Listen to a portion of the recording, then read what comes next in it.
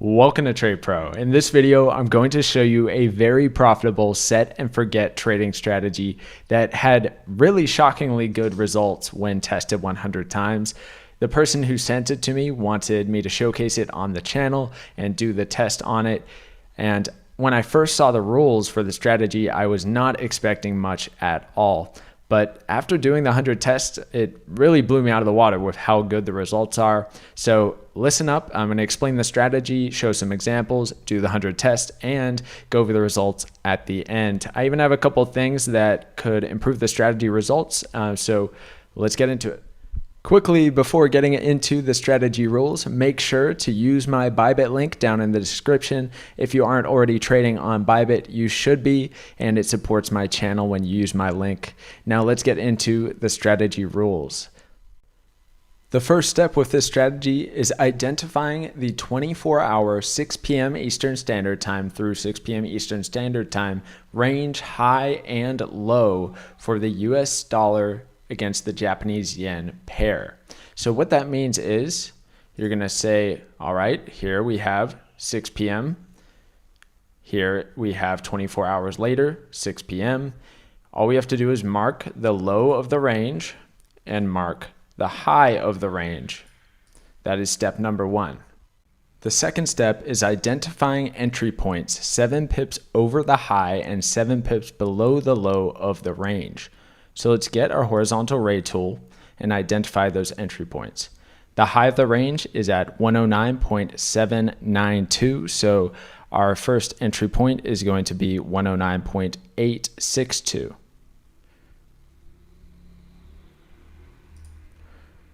The low of the range is at 109.402. So we are going to be placing our lower target entry at 109.332. Now on to step 3. Now step numbers 3 and 4, you're going to be setting 3 buy orders 7 pips above the high. The first order is going to be a take profit target of 15 pips and a stop loss of 25 pips. The second order is going to be a take profit target of 35 pips and a stop loss of 25 pips again. Then the third order is going to be a take profit target of 50 pips and the same 25 pip stop loss. Then for step 4, you're doing the same thing, but for the sell orders 7 pips below the range. Now step 5 is to simply let your orders just do all the work. So all you have to do is wait and let the market do what it's going to do. So I'll show you what actually would have happened and explain it in this particular example. So remember, we have our buy order set to be triggered 7 pips above the range high, which would be right here. So your 3 buy orders will all get triggered in, and all of them have stop losses of 25 pips. So it's going to look something like this. Now remember, your first target is set at 15 pips. Okay, so for the first order, you're going to have your profit target hit right there. For the second order, it's going to be hit at 35 pips.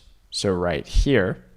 And then for the third profit target at 50 pips, it will be triggered over here. So in this example, you're going to make a total of 100 pips. And that one is a fantastic trade. So let me go through a few more examples so it really makes sense to everyone. And then I will get through the 100 tests and go over the results at the end. Here's another example. So first we're going to identify our range from 6 p.m. until 6 p.m. So let's put that in with some horizontal rays. We have our high here and our low over here. Now our actual orders are going to be set to be triggered 7 pips over the high and 7 pips below the low. So let's go here. It's 1 pip, 2 pips, 3 pips, 4 pips, something like that. I'm not being exact. And 7 pips below. 1, 2, 3, 4, 5, 6, 7. So that's going to be the setup. We're going to have our sell orders down here and our buy orders up here. So it's going to look like this. The trade will be triggered in once the price hits right here. And essentially, we are going to have that 25 pip stop loss for all three of those sell orders. The first profit target will be taken at 15, the second at 35, and the third at 50 pips. All right. Now let's get into another example.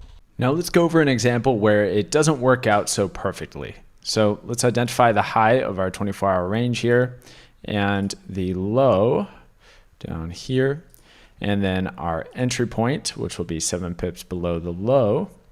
So we're looking at 5, right around there. So you're going to get triggered in to the short position right down here. And you're going to first get that 15 pip target hit, but then you still have those other positions that never actually get hit. Those profit targets, the second and the third profit targets never get hit. So you will take 2 of those orders as a loss. So this will actually mean that you will be losing 35 pips. When you have 2 stop losses hit, you lose 35 pips. When you have all 3 stop losses hit, you lose 75 pips. If you hit 1 stop loss and hit 2 of the profit targets, you make 25 pips. And if you hit all the profit targets, you're going to make 100 pips. So there are a few different scenarios that can play out, but in this particular one, it is a loss because only the first profit target is hit and then the other 2 are stopped out. Now here's a final example before getting into the 100 tests and the results. Now this is one where it hits both the first 2 profit targets but never makes it to the third profit target. So let's get our entry point. This is the range we're looking at right here. And we're going 7 pips above, so we're going to be right at, let's see, 32.9. There we are. So triggered in right here. Let's put our risk tool up. And we can see the stop loss at 25 pips here. So the first profit target is hit pretty quickly, 15 pips. Then we get that second one just hit at 35 pips over here, but then the market reverses and that third position is taken out. So in this example, you are going to make 25 pips. And what I suggest is that you actually just move the stop loss to break even if either your 15 pip target is hit or if your second 35 pip target is hit, or you could even do it at 20 pips, 25 pips, whatever you want. But I do suggest moving the stop loss to break even at a certain point so that this doesn't happen where you have it hit both your first 2 and then you get stopped out for that third one and lose those 25 pips unnecessarily when you could have just taken your stop loss to break even at some point. But anyway, let's get into the 100 tests and then go over the results at the end.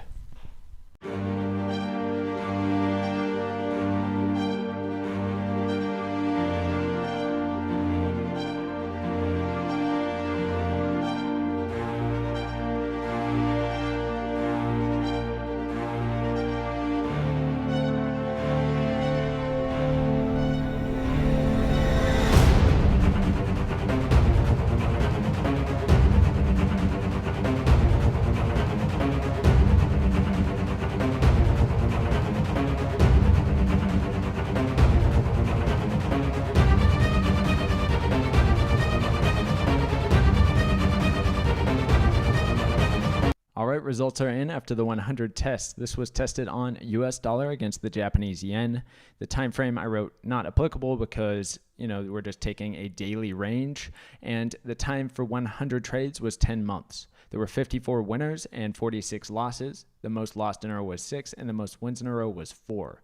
The gain on the account, assuming that you risk 0.33% of your account equity per position and you're taking 3 positions per entry, 29.225% will be the gain on the account in that scenario. If you're risking 1% of your account equity per position, then 87.675% gain.